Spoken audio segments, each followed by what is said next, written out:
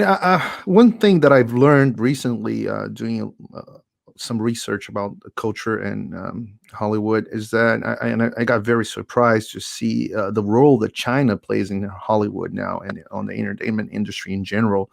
Not only as the world's second largest market, but also they own a huge chunk of the American industry. They finance, they sponsor a lot of productions and stuff like that.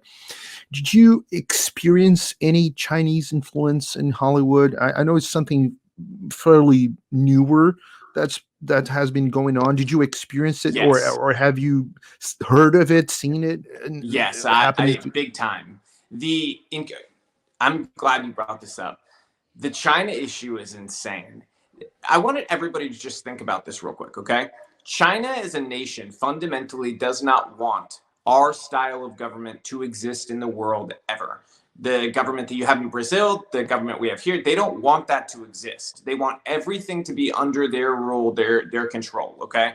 That's a fundamental difference between them and us, okay?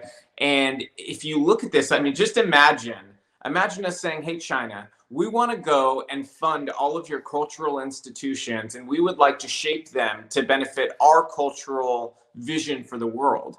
China would laugh in our faces. They would think it was a joke, but we've allowed them to do that here and then penetrate the world with it. Okay. I would say huge, and I mean huge portion of our blockbuster movies are funded with Chinese money. Okay. And not only are they funded with Chinese money, but then they do it under this sort of, it's a trick. They essentially say, oh, this is a private Chinese investor. Okay. Really, they're a proxy for the government. And that investor gets creative control in certain areas. So I want this actor to be cast for this. I want this Chinese singer to have the lead song, whatever it is. Okay. And then they push ideas in the movies, and it's very subtle things. But one of the things that China and the American left understand is that subtlety does a big job. Okay. A mistake that the conservatives have made here in America is that when we've created alternatives, they've been very overtly religious or overtly messaging something we believe in. The left and the Chinese understand that subtlety is actually how you shift minds and hearts, okay? So even subtle things like a comment about how amazing their technology in China is, or I didn't know that everybody in China, was so happy.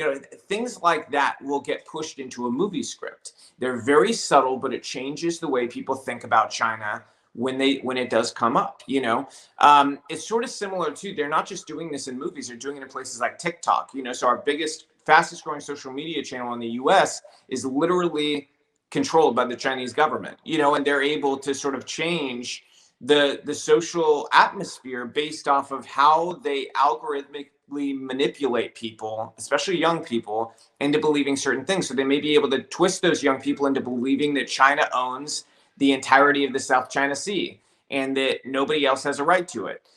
They may have them believe all these things and then slowly over time bring them over to their position. So that's why China's doing what they're doing in Hollywood, and it should absolutely be banned. It's something I will try to make happen when I'm in Congress. China should be banned from putting their money there. They should be banned from buying U.S. farmland. We shouldn't be allowing China access to any of these cultural institutions or access to our pharmaceuticals or our farmland. And you don't believe, some people might say that, well, that's just Chinese investors, they're just regular investors. Chinese investors they have a lot of money now, so they just are just like a German investor or Japanese investors. They're just looking for a business opportunity. So do you think their motivation, probably it's not only financial but strategic in some sense, especially considering all the bonds that the Chinese companies have and Chinese billionaires have with the Chinese Communist Party, right? Yeah, I know it's not just business.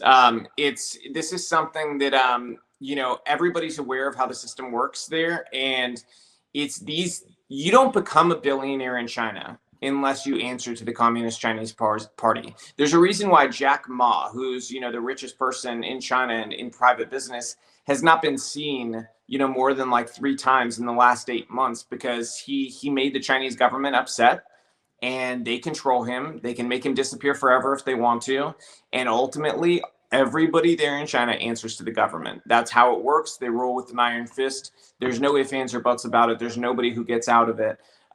There's no fighting back against it. There's no judicial system that you can say, hey, this was unfair. You will disappear if you do the wrong thing. It doesn't matter how much money you have or what you've done in your life. So I know 100% though that this is directed by the government. They have a 1,000-year plan in the Chinese government, and part of it involves shifting the culture of other places, including the United States. Some might say it's even part of a new way of fighting war, right? It is.